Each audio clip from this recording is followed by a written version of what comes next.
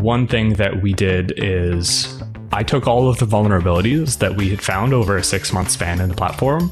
I picked a bunch of them and I made videos demonstrating how they are exploited and what the impact is. Hi, you're listening to The Secure Developer. It's part of the MyDevSecOps community, a platform for developers, operators, and security people to share their views and practices on DevSecOps, Dev and Sec collaboration, cloud security, and more. Check out mydevsecops.io to join the community and find other great resources. This podcast is sponsored by Snyk. Snyk is a dev-first security company, helping companies fix vulnerabilities in open source components and containers without slowing down development. Join us in October for SnykCon 2020. It's a free, multi-track event designed to help development, security, and operations teams accelerate the development of secure software. 100% of the proceeds will benefit the Bill and Melinda Gates Foundation. To learn more, visit snyk.io/SnykCon. On today's episode, Guy Podjarny, president and co-founder of Snyk, talks to Brendan Dibbell. Brendan is an application security engineering team lead at Toast, a restaurant technology company based in Boston, Massachusetts. Before moving into security, he spent years as a software developer, building mission-critical systems such as identity management, payment processing, and healthcare platforms, but has always been a vocal advocate for security and a secret cryptography geek. Hello, everyone. Welcome back to The Secure Developer. Today, we're going to try and go down a little bit of a journey of trying to measure security and just maybe handling security at a fast-growing startup. And to talk about that, we have the team lead of the AppSec engineering team at Toast, Brendan Dibbell. Brendan, thanks for coming onto the show. It's good to be here. So, Brendan, before we kind of dive into indeed those sort of journeys, tell us a bit about what you do and how did you get into security in the first place? So like you said, I'm the team lead for application security at Toast. And for us, application security really means anything that lives in GitHub. So that means basically all of our static analysis scans. It means all of our dependency management. And it means that any results that we get that are pertaining to vulnerabilities in the actual application itself. We interact with the infrastructure that runs the application only to the extent that it impacts the actual security of the deployed application. So we're not there dealing with firewalls, routers, switches, etc. We're really focused on the quality of the code that our developers produce.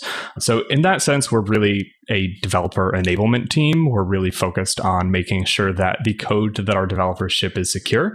And we strive to do that mostly by supporting our engineers rather than fixing all of the problems that they create, which is a topic I'm sure we'll get into later as we talk about scaling and effectiveness and all of that.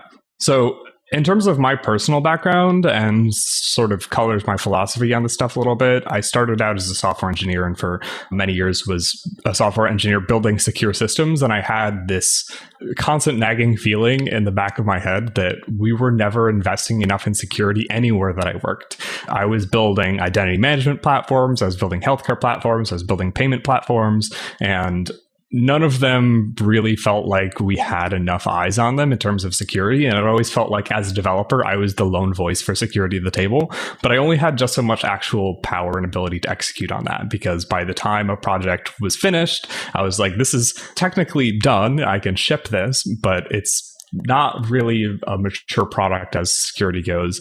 But as a software engineer, I didn't really have the power to keep working on that. They're like, oh, you have another project we need you on. So I kept sort of internally being the advocate for security for a really long time until such a point where I actually joined a company where I made enough noise about that for long enough that they were like, hey, do you just want to just do a security thing full time? And I said, yes. And so ever since then, I have been focusing on security, making plenty of mistakes along the way. And that's how I got where I am today. Oh, that's awesome. I think demonstrating a passion for it and sort of saying that you love it is a really good way to do it. And I'd imagine the software development background is kind of helpful as you kind of work with engineers that hopefully are similar to your disposition, although some of them might require a bit more encouraging. Yeah, it's definitely true. Just the understanding, I loved your definition around AppSec of saying, sort of that's, anything inside of GitHub. Is there a peer team then that deals with almost like cloud security and containers and the likes? Yeah, so within Toast right now, we don't have a dedicated cloud security team. That is definitely something we're actually looking to potentially build out as we scale the entirety of the security organization. Right now, the way we handle cloud security is as primarily a collaboration between our security operations and tech ops teams, which other people might refer to as systems engineering or DevOps, or they manage our AWS infrastructure. And so our security operations team will work to sort of assess the environment and try to figure out what, if anything, needs additional work in the environment. And our tech ops team is there. The tech ops team really owns anything related to like patching and firewalls. So they should be good to go from the start. I would say that we interact with the cloud security side of things primarily when, let's say, a vulnerability comes in through a bug bounty program or a penetration test, and there's unclear ownership of it, whether it belongs within the application side or the cloud side. They tend to get filtered through us just because we have, when we're focusing on how the application works, fundamentally, we have the broadest oversight, because if there's a problem with the application, you don't really know right away whether it is due to something in the networking configuration, it's something due to the application code itself. So we tend to take in all of those vulnerabilities, but in the end, the actual infrastructure itself is primarily owned by various other systems engineering teams. Got it. So maybe moving a little bit from, within the security team, or I guess you've already touched on the relationship between them and the maybe the operations or the tech ops teams. How do you define the interaction between you and the engineering team? What is it that you do, versus what is it that you expect the engineering team to do, and how do you engage there? Yeah, so that's a really interesting question, and one that has changed a lot. If I were to sort of name the one mistake that I made early on in my application security career, it's that I spent way too much time trying to do way too many things. And that meant that I was spending too much time getting into the weeds on specific vulnerabilities. People were not being responsive on engineering teams. And I was just like, okay, I'm just going to try to find and fix all of the problems. And slowly since then, I've started to push away from that and really focus on the step in between vulnerability discovery and vulnerability remediation, which is really engaging with development teams, saying, here is why this is important to fix. Please fix it. So that stage of vulnerability management is a pretty big piece of my job, but also really focusing on developer empowerment. So the way that we've shifted the way the team works is, instead of focusing on doing all of the things, we really want to focus on how do we give our engineers the tools that they need to take ownership of security.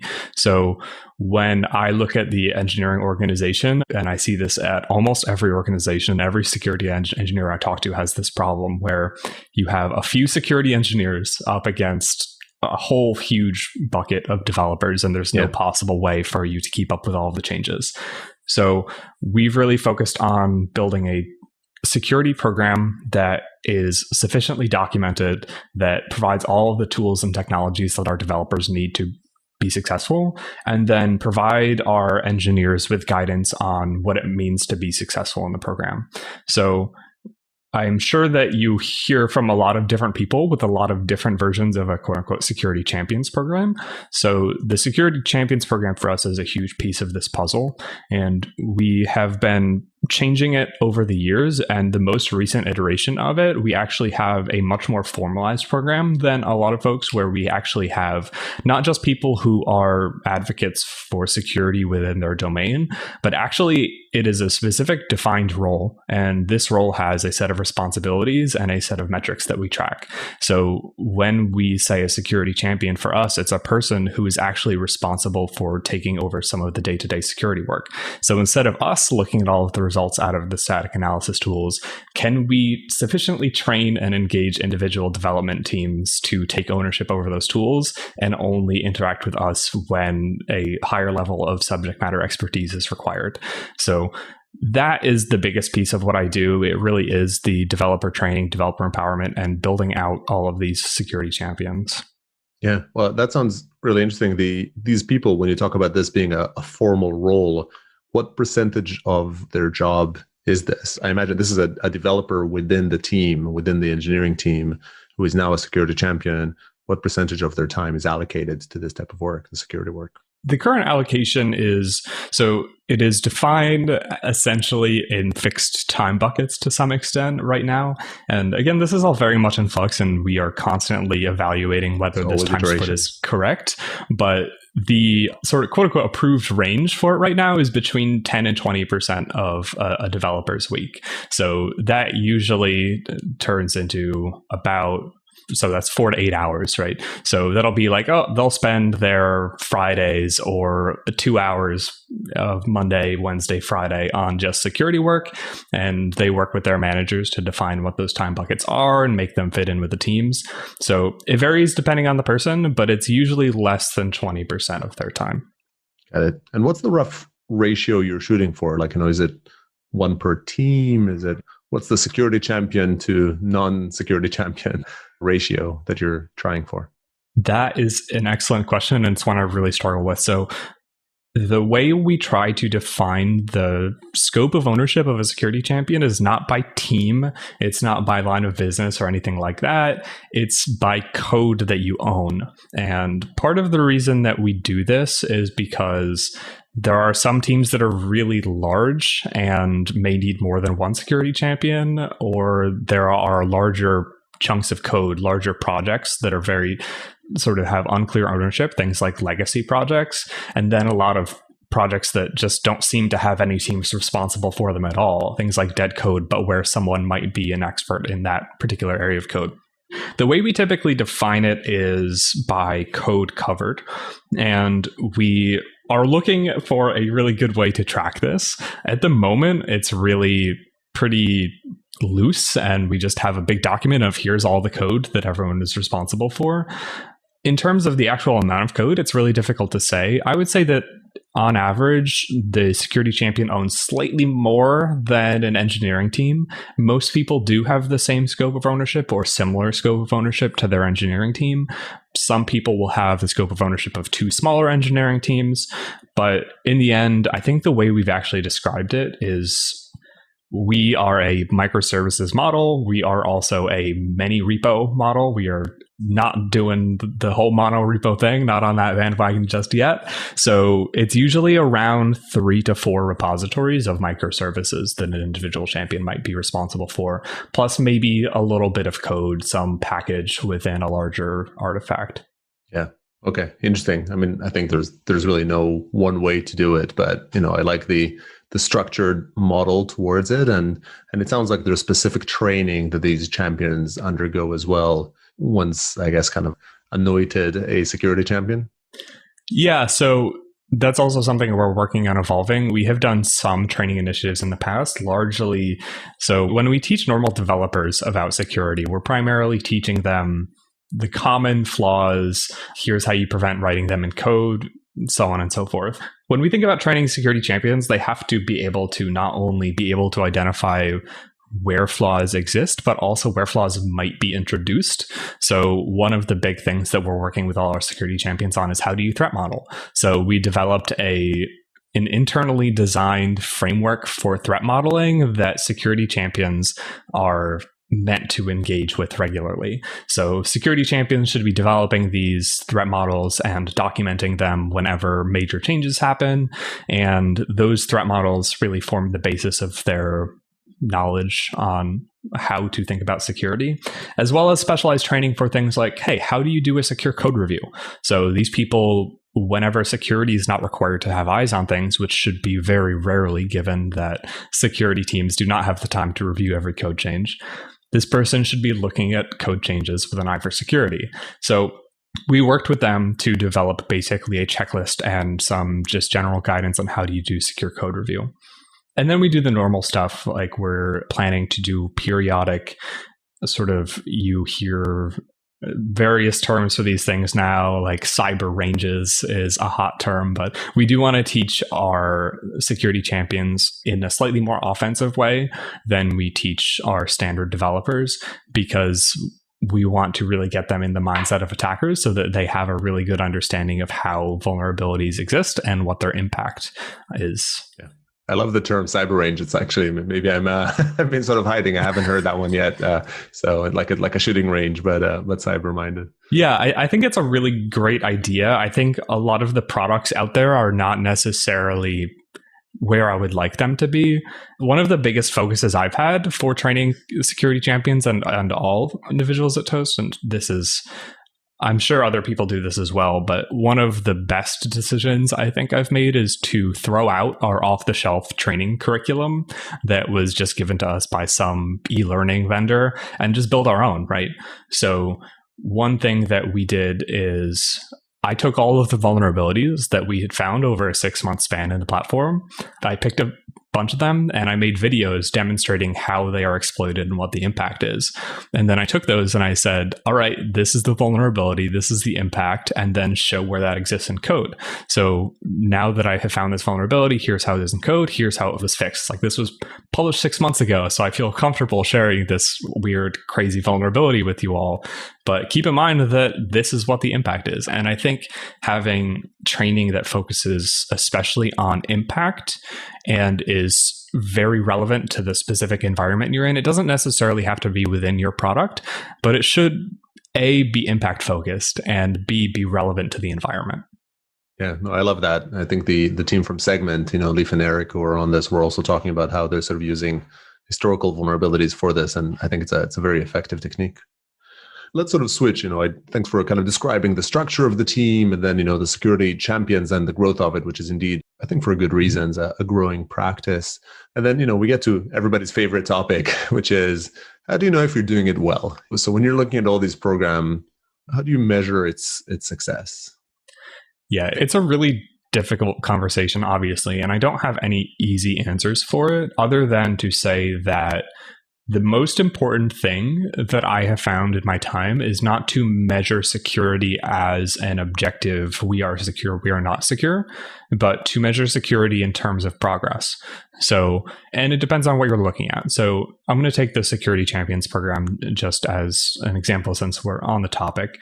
So when I measure the success of a program, I'm not necessarily measuring the security, I'm measuring that actual individual program's outcomes. And so what we essentially have is a set of metrics that are in place for security champions to say, all right, have you resolved all of the issues that were given to you within some time frame based on risk? Have you resolved all of the issues that are reported to you by SSDLC tools? One of the biggest things that I see happen with SSDLC tooling is that people are not incentivized to get down to a baseline, right? So how effectively have you established that baseline is one of the metrics that we have, which is measured basically by open vulnerability count, which is something that everyone kind of looks at, but it's really easy to misinterpret the open vulnerability count as a measure of security of the product instead of a measurement of how well you're implementing the security program. Because I may not fix all 3,000 vulnerabilities that come out of a static analysis tool. There's a very good likelihood that 80+% of them are false positives, another 18% are low risk, and then the last 2% are really things that we need to fix. So when I take that down from that 3,000 issues to the last, say, 50 issues or so that are real and we really need to fix them, that didn't increase my security 90+%. All that really did was show that I actually put the effort in on the program and made sure that I whittled down the actual number of issues that I'm staring at on a day-to-day basis so that I actually know what is important to work on going forward. So yeah, that is the biggest change in how I think about things, is towards thinking about security in terms of program effectiveness versus thinking about it in terms of how do we measure security of the product? Because I don't think measuring security of the product is a feasible goal for measuring. And then I guess the other thing that I have found is that it's really important to be consistent in your metrics. So say a year ago, we implemented an initial set of metrics for measuring program health. So these are things like SLA on time percentage. So for all of across your developers and within individual lines of business, how well did your developers do at resolving vulnerabilities within the time frame that you theoretically have determined according to risk? That was a metric. And then we did metrics around things like open issue count. We did things around vulnerabilities discovered versus resolved, average time to discovery, average time to remediation, so on and so forth. So we got all of those metrics in place. But then we changed things over the course of a year that made the metrics less valuable. For example, we changed the SLA timeframes. So when we changed the SLA timeframes, we found that the metrics did not necessarily correlate, at least in the way that we had built them, in a way that necessarily made sense. And also, we determined that measurements by team sort of fell apart as teams grew and shrunk and split and dissolved and all kinds of things. So we found it really difficult to maintain consistent measurements over a year of change within the organization, because you both change the organization and product that you're measuring, and you end up wanting to change the things that you're measuring because you didn't like it the first time around. So consistency in the things that you're measuring when you're measuring progress is more important, I think, than consistency in your measurements when you're trying to measure security, because we're not saying it's 99% secure. We're saying this program was 90% effective. So yeah, I think that those are my biggest takeaways. I'm happy to dive a little bit more into sort of the metrics and what I frequently describe as reading the tea leaves, because I think there are a lot of insights that can be gleaned out of things like time to discovery and time to remediation. Yeah. But those on their surface without additional analysis are really difficult to interpret. So yeah. I think thanks for the review. I think this theme of how well are you deploying a security control, if you will, like if you think about a security program as control versus the effectiveness or efficacy of that control, is definitely recurring. I've heard it come from the security leaders at Pinterest and like how it worked at Lyft. That's just recent even, and it definitely comes across a lot. Before we dive into those metrics and how you do it, do you feel there's a need to measure the efficacy of the control itself sort of off to the side? Like, how well are you prioritizing? I mean, what's the control group here, or the balance to help you figure out if you're putting the right program in place in the first place? Yeah, so that's an excellent question, and I don't know that I have a good answer to it. I would say that I actually mentioned the time to discovery on vulnerabilities, and I mentioned that one of our metrics for program health is vulnerability count. And when I look at the success of us building the program, one of the key metrics that I use in determining that is time to discovery. So when we discover vulnerabilities, how many of them were there 5 years ago when we first built the product and hadn't been discovered for a long time? So that is one measurement I do look at for overall program outcome. I also look at the total number of vulnerabilities discovered, which is a really, really difficult metric to build and interpret, because you're constantly, as a security engineer interested in the security of the overall platform, turning a lot of knobs and levers to try to make sure that number is correct, because that number being low means one of two things. It either means that you're doing a really good job and your security program is not introducing a lot of new vulnerabilities into the program, or it means that you're not testing it enough. So we're constantly tuning the testing levers up and down, especially. And when we're tuning those testing levers up and down, it makes that number much less meaningful. And there's no easy way to correlate those numbers with changes in those other knobs and levers. So we do look at those metrics and we think they're important, but they always have to be taken with a grain of salt and put in the context of other changes that you make to the program, because otherwise you're just going to be, as I said, reading the tea leaves. And I think people try to see what they want to see in those numbers frequently. So if I start a bug bounty program, and this is a real world example because this happens to a million people who start a bug bounty program, you get hundreds of issues reported in your first 90 to 180 days of the bug bounty program, and then they start to fall off.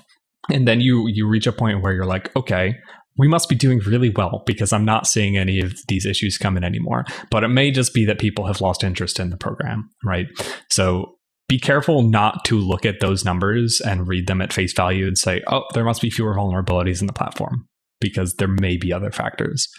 Yeah, it's a really tough incentives problem almost. Like you're almost incentivizing yourself to not employ new vulnerability discovery solutions if you are measuring your success by the number of vulnerabilities you have. You find yourself in an ignorance is bliss type of model, because that's how you incentivize. And harshly, I've actually even seen places that like literally have some bonuses, like have that as their sort of a formal KPI tied to individual, which definitely has some fairly significant flaws. Yeah. And on the other side of things too, like we introduced something recently in terms of our mean time to discovery metrics, where we started flagging issues that were discovered pre-application release, right? So if it was discovered in secure code review, or if it was discovered at change control time or something, if there's some checkpoint in the process outside of tools, outside of something that blocked the build, if there's some checkpoint in the process that stopped a vulnerability before it went live, we track that as a 0-day time to discovery. And we are really incentivized to find those because a much lower time to discovery looks really good on our metrics. But the second that we introduce that, it becomes just a hunt to find all of those and not a hunt to track down the technical debt, right? So just because we're decreasing our time to discovery and finding all these 0-day time to discovery issues doesn't mean there aren't still 5-year-old issues in the product. It just means that we're focusing how we look for them on a way that is more effective at catching issues that are introduced during development than in discovering technical debt. Yeah, no, absolutely. Complicated topic. So these are examples of metrics that did work. Do you have examples of metrics that you've tried and you've veered away from? I guess, we talked a little bit about just the overall vulnerability count, but are there examples of iterations you've kind of left, beyond that people should try and avoid that mistake themselves? I think the number one metric that we've moved away from, and maybe it works for some people, and I have no problem with programs who look at this metric and say this is valuable to them. But one of the metrics we have moved away from is time to remediation in general. We have essentially looked at that and said that, and we've done all sorts of things with this, right? We have tried to break it down by severity. So time to remediation for high severity, time to remediation for medium severity, and trying to measure those and get those numbers down. We've moved away from that largely because of noise. When you're measuring averages over an application vulnerabilities that get discovered across different lines of business, have different severities, like teams interact with vulnerabilities differently. It was a slightly too noisy metric, and it also didn't really work well for teams that had, say, 2 issues for them got reported in a quarter. It's not a lot of data points. So we've moved mostly away from these sort of time-based metrics into SLA adherence. So when we look at how well teams are doing at remediating vulnerabilities, if you did all of them within SLA timeframe, regardless of how long it took you to do them, that is 100%. And you did everything that you should have according to what we told you to do, which is a much more valuable number than when someone gets something reported that takes them 2 years to fix because it's like an incredibly complicated architectural change and low severity. And they fix that. And it's like, well, A, what quarter does that measurement actually fall in? And B, that's going to skew your metrics. So focusing on did you do it by the time that we told you to is, I think, the biggest change, and has been really useful to us, especially since it is easier for teams to understand. Yeah, that's super interesting insight. And I was almost worried when you sort of started this off, but it sounds like, much more insightful than that, which is, it's not that you don't care about how long it took to remediate the issue. You just make it a bit more binary. Is it within the SLA or is it outside the SLA, to clean up the data and allow you to maintain that over time? Yeah, it's also important to us because A, every issue is different, and B, SLAs are good because they allow teams to keep working. So I think that one of the things that I have found with a lot of tools is that they're very focused on building security gates around, does an issue exist or does it not exist? And instead of, does this issue pose risk? And has the team been working on this? So on and so forth, right? So this is actually something I've talked with Sneak, obviously, a lot about. And like, how do we introduce this concept into our SDLC? So when we look at build blockers and at our SLAs, technically, according to our SLAs, a team should have 30 days to fix a medium severity issue. We don't want to block the build on all medium severity issues that come in through the SDLC immediately, because it's really disruptive to a workflow, especially in the case of dependencies where one day something is not a medium issue and then the next day it is and their build starts failing, right? But we do want to prevent them from breaking SLA. So one of the things that we're actively working on, it's not in place yet, but it's, instead of breaking the build on medium issue exists, it's break the build on medium issue has existed for over 30 days, right? That's just some theoretical SLA. That's not our actual SLA for these issues. But if you define your program in terms of these binary SLAs, it makes both measurements and build like go to production decision points much easier.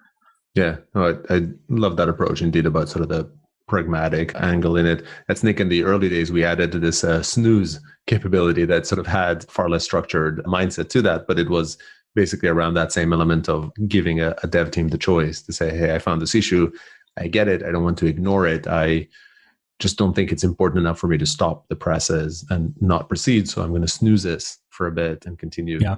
And definitely a lot of evolution has kind of happened since. We use that a lot, especially when we get dependencies like frameworks that have transitive dependency issues. So for example, I'm sure a million Java developers have the same experience as I do right now. Everything includes Jackson, and Jackson has a million issues because it's a deserialization library, and deserialization components always have a million issues between Mad Gadget and RCE and all these categories of things.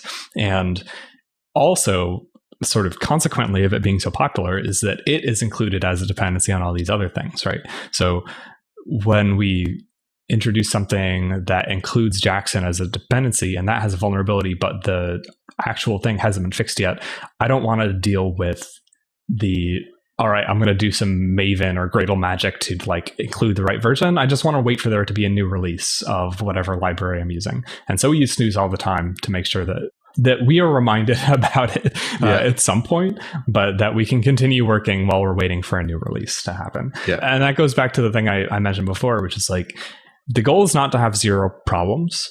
The goal is to get the noise down. So if we're consciously making a decision to suppress a warning about a vulnerability, as long as it's documented, that's fine. And as long as we have a reasoning for it. I see too many people too often get hung up on this idea of we have to fix all of these 3,000 issues right away. It's like, no, you can make a conscious decision not to do that, but you should take the time and do that. Just because you have 3,000 issues doesn't mean that it's a binary decision. You're going to fix all of them or not fix all of them. You have to go through, triage them, and like feel comfortable with marking things as won't fix or as false positives or as there's some other mitigation applied. Like go and just take the work and do it.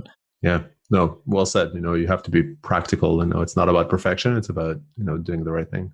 I'm tempted to sort of ask you, you've had such sort of great answers, ask about celebrating success and about all sorts of other aspects. I think I might need to sort of have you on the show or have a bit of a write-up, because I think we're a little bit out of time. Before I let you go, though, I'm going to try and squeeze one more bit of advice from you. So if you're meeting a team, looking to level up their security prowess, what would be one bit of advice you'd sort of tell them to do or to stop doing? I would say that the biggest thing that you can do as someone building a security program is to not try to take ownership over too many things. Far too often, and I mentioned this at the start of our conversation, people make the mistake of trying to do everything, and they make the mistake of trying to solve security themselves overnight.